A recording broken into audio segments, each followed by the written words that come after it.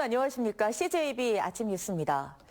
충북 사랑의 온도탑이 어려운 경제 위기 속에서도 목표치를 넘기며 100도를 돌파했습니다. 13년 연속 목표액을 채우며 100도를 넘기고 있긴 하지만 개인 기부는 줄어들고 있습니다. 김세희 기자입니다.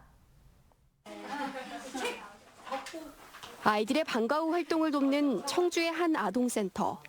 이 센터는 시설 운영비의 상당 부분을 사랑의 열매 기금에 의존하고 있습니다.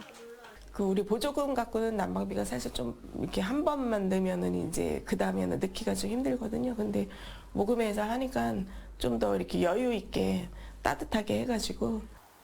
목표 금액의 1%가 모일 때마다 1도씩 올라가는 사랑의 온도탑.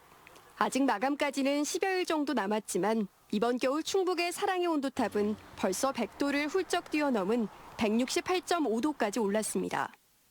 모금 목표액인 95억 5천만 원보다 65억 원이 더 많은 160억 원의 정성이 모였습니다. 올해 초까지만 해도 경기 침체의 영향으로 온도탑 100도의 달성이 어려워 보였지만 기업의 거액 기부가 잇따르면서 올해도 목표액 초과 달성을 이뤄냈습니다. 하지만 눈에 띄는 건 개인 기부입니다. 모금액 가운데 개인 기부 비율은 15%에 그쳤지만 기업 기부율은 85%로 5배 이상 높았습니다. 최근 3년 사이 개인 기부도 10%포인트 가까이 줄어들고 있어 개인 기부를 끌어올리는 게 관건입니다. 젊은 층들이 기부에 참여할 수 있도록 손쉬운 기부 참여 방법을 개발하고 있는데요. 온라인이나 SNS를 통해서 할 수 있는 방법, 그리고 또 QR코드라고 그래서 QR코드만 이렇게 본인 핸드폰으로 스캔을 하면 바로 기부할 수 있는 그런 시스템도 저희가 도입을 하고 있습니다.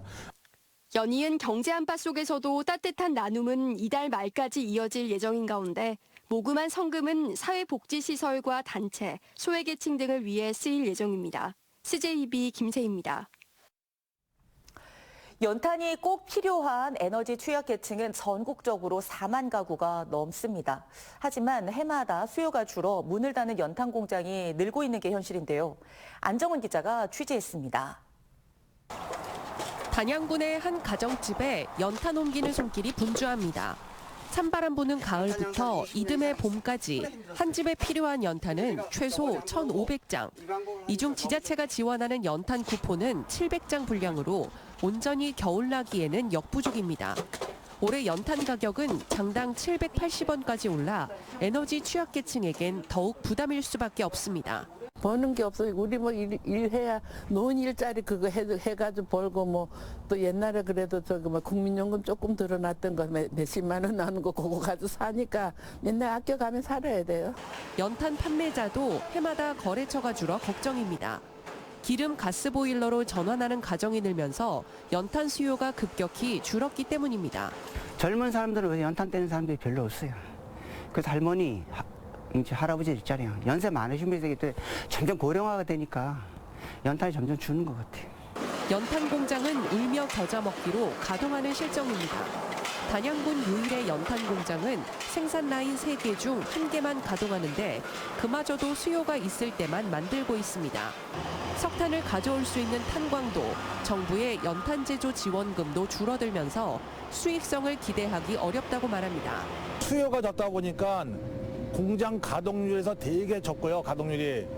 또 하나는 강원도 2개 탄광이 있었는데 하나 탄광이 문 닫는 바람에 석탄 수급이 되게 애로점이 많습니다.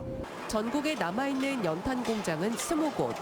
연탄은 에너지 취약계층에게 든든한 버팀목이지만 연탄 산업의 축소로 서민들의 겨울나기는 더욱 혹독해지고 있습니다. CJB 안정훈입니다. 고용노동부 청주지청은 임금 체불 없는 설 명절을 위해 체불 예방과 조기 청산 집중 지도 기간을 운영합니다.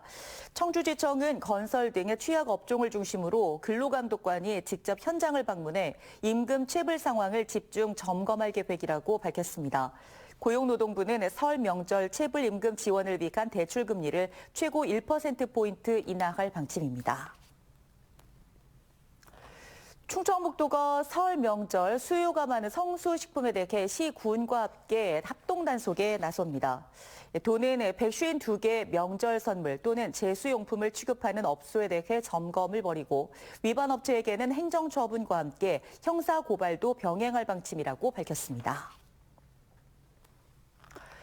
KTX 오송역 개명 문제, 오송역이라는 이름 앞에 청주 두 글자를 넣는 문제가 좀처럼 해결되지 않고 있습니다. 청주라는 브랜드 강화를 위해서는 대승적인 협조가 필요한 시점이지만 여전히 일부 오송 주민들의 반발에 막혀 있는 상태입니다. 홍우표 기자입니다.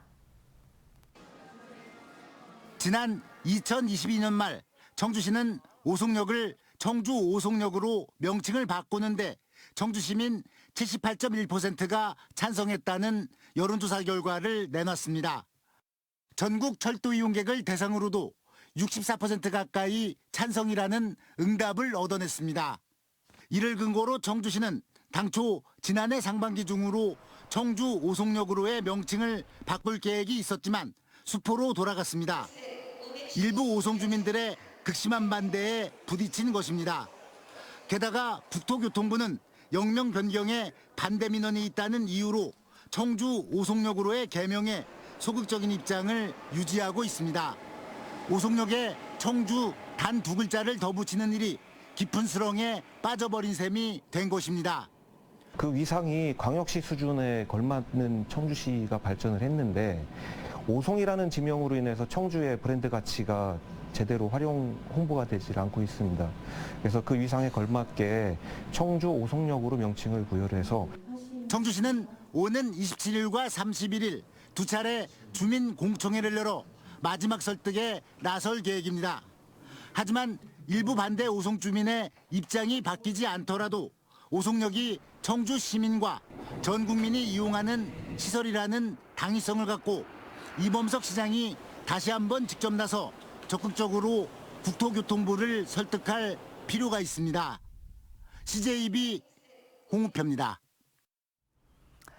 안전체험관, 다양한 재난 상황의 대처 방법을 직접 체험을 통해서 배울 수 있는 교육시설입니다. 충북의 경우 체험관 이용률이 다른 지역에 비해 낮게 나타나고 있는데요. 학교 단위에 보다 적극적인 교육 참여가 더 요구되고 있습니다. 이태현 기자입니다. 지난 2021년 7월 문을 연 충북안전체험관. 지진 상황을 직접 연출해 대피법을 배울 수 있고 교통사고나 화재 발생 시의 행동 요령도 체험을 통해 습득할 수 있습니다.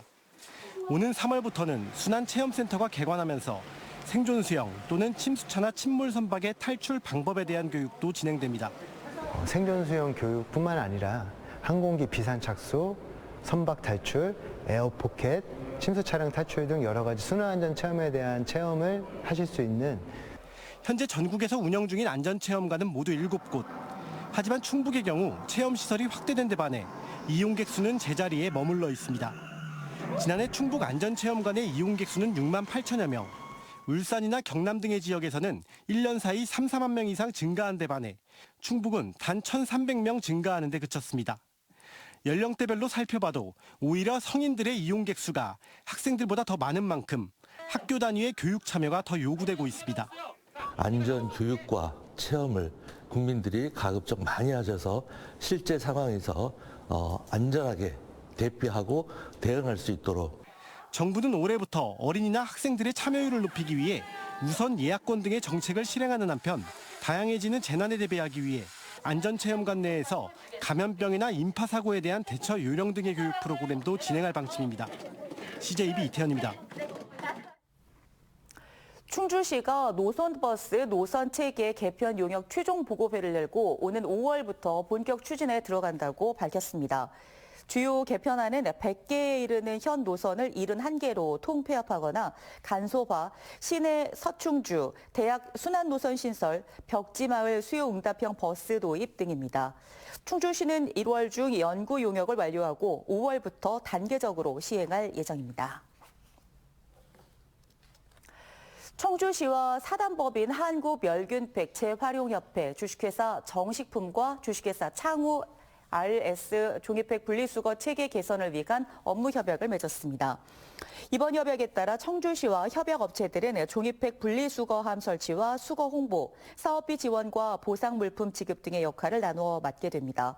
청주시는 이번 협약을 계기로 대규모 아파트를 대상으로 종이팩 수거함을 시범 설치하고 점진적으로 확대해 나갈 방침입니다.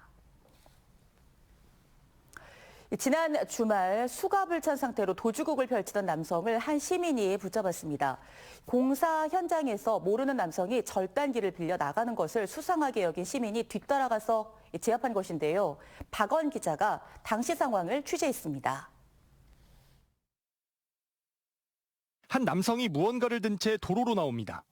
손에 쥔 건 바로 전동 절단기. 공사 현장에서 절단기를 빌려 나가는 모습인데 이를 수상하게 여긴 공사장 관계자 A씨가 남성을 뒤따릅니다.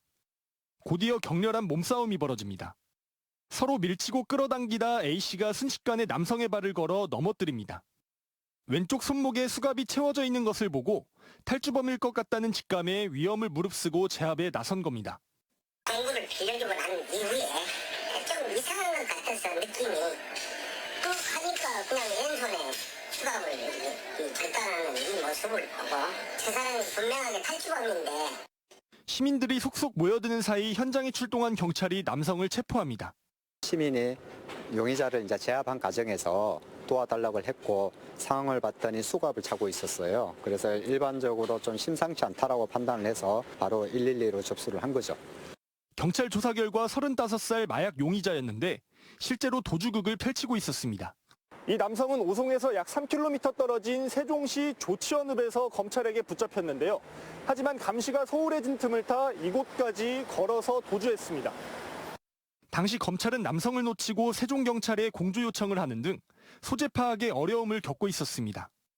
하지만 A씨의 용감한 제압 덕분에 추가 범죄는 일어나지 않았고 용의자는 다시 인천지검으로 인계됐습니다. CJB 박원입니다. 충청북도가 2024년 행복결혼공제 사업의 신규 참여자를 모집합니다. 충북 행복결혼공제사업은 충북에 거주하는 19세 이상, 39세 이하 중소기업 청년 근로자들을 대상으로 하는 목돈 마련 사업이므로 근로자가 매달 30만 원을 적립할 경우 기업과 지자체가 20만 원과 30만 원을 추가 적립해 5년 뒤에 4,800만 원의 원금 마련이 가능합니다. 충북에서는 2018년 이후 지금까지 2,100여 명의 청년이 가입돼 있습니다. 음성군이 올해 일손이 부족한 농가 1,200곳에 2,500명의 인력을 투입할 계획입니다. 이를 위해 1억 7천여만 원의 사업비를 들여 충북형 도시농부 사업을 추진합니다. 충북형 도시농부는 도시에 거주하는 주민이 하루 4시간 농가에서 일하면 일당 6만 원을 농가가 지급하고 40%인 2만 4천 원을 군에서 농가에 지원하는 사업입니다. 단양군 아쿠아리움이 아시아 최대 민물 생태 전시관으로 부상합니다. 단양군은 해수부 공모 사업 선정으로 총 사업비 90억 원을 확보해 다누리 아쿠아리움의 2,240제곱미터 규모의 미디어 아트 센터와 주제별 관상어 전시 등 체험형 컨텐츠를 확충한다고 밝혔습니다. 낚시박물관과 도서관 등에 이전하면 그 공간에 올해 12월 준공을 목표로 수족관과 미디어 아트 체험관 등을 조성할 계획입니다. 지난해 충북에서 가장 많은 고향사랑 기부금이 답지한 지자체는 진천군으로 3억 8천만 원을 돌파한 것으로 나타났습니다. 진천군은 지난해 고향사랑 기부금이 당초 목표보다 2배 이상 많은 3억 8,600만 원을 넘어섰으며 전체 기부 건수인 1,500여 건 가운데 84.4%가 10만 원 이하의 소액 기부라고 밝혔습니다. 진천군의 농가들은 기부 답례품으로 9천만 원에 가까운 매출고를 올렸습니다. 괴산 고추축제와 음성읍 품바축제가 충북 지역 최우수 축제로 선정됐습니다. 충북 지역축제육성위원회는 이들 이외에도 옥천 지용제와 증평 인삼골 축제를 우수 축제로, 보은 대추축제와 영동 포도축제를 유망축제로 선정했다고 밝혔습니다. 도는 이들 6개 축제를 여는 시군에게 1,500만 원에서 3천만 원의 예산을 지원할 방침입니다. CJB 아침 종합 뉴스를 마칩니다. 고맙습니다.